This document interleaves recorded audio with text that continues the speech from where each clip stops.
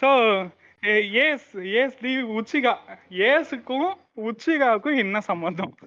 ஏன்னா உச்சிகான்றது வேற ஒரு குரூப்பு, ஏஸ்ன்றது வேற ஒரு அனிமே குரூப்பு. அதுவும் எல்லாமே ஓஜி. நருட்டோவும் ஓஜி தான், ஒன் பீஸும் ஓஜி தான். அது என்ன பெயர் காரணம்? எதுக்காக அந்த பெயரை சூஸ் பண்ணீங்க? எதுக்காக இந்த ஹைபிரிட் வெர்ஷன்? ஒழுங்கா ஏஸ்டி ராஜர்னு வச்சிடலாம், இல்ல சாஸ்கே உச்சிகான்னு வச்சிடலாம். இல்ல அப்படிதான் வச்சிருந்தேன். ஆனா ரெண்டுமே ஃபயர் குடும்பத்தோட சம்பந்தப்பட்டவங்கன்றதுனால ரெண்டு பேரையும் கம்பைன் பண்ணி ஒரு மிக்ஸ்டு பிரீடா வைப்போமே அப்படின்னு வச்சதுதான். இது பெரிய ரிசர்ச் எல்லாம் ஒண்ணும் கிடையாது. உச்சிகா உச்சிகா எப்படா பைரட் ஆனா? இது என்னடா புது கதையா இருக்கு? பைரட் இல்லையா, ரெண்டு பேரும் ஃபயர்.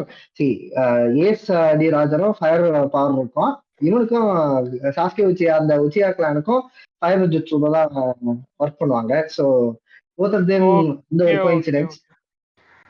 காகேமா இதெல்லாம் வந்து ஒரு ஆச்சரியமே இல்ல. இப்ப இருக்கிற பசங்க எல்லாம் வந்து இப்போ ஒருத்தர் இருக்கான்னு வச்சுக்காங்க, பேர் என்னன்னா கோதண்டம் உச்சிகா, கோதண்டம் உச்சிகா அப்படிங்கிறான். இப்ப இருக்கிற எல்லா பசங்களும் இன்ஸ்டாகிராம்ல பேஸ்புக்ல பேர் என்னடா ராம உச்சிகா இந்த மாதிரி பேசி தச்சிக்கிறாளுங்க. அதெல்லாம் இதெல்லாம் சாதாரணம். இவன் கிராஸ் பிரீடா இருக்கான் அவ்வளவு.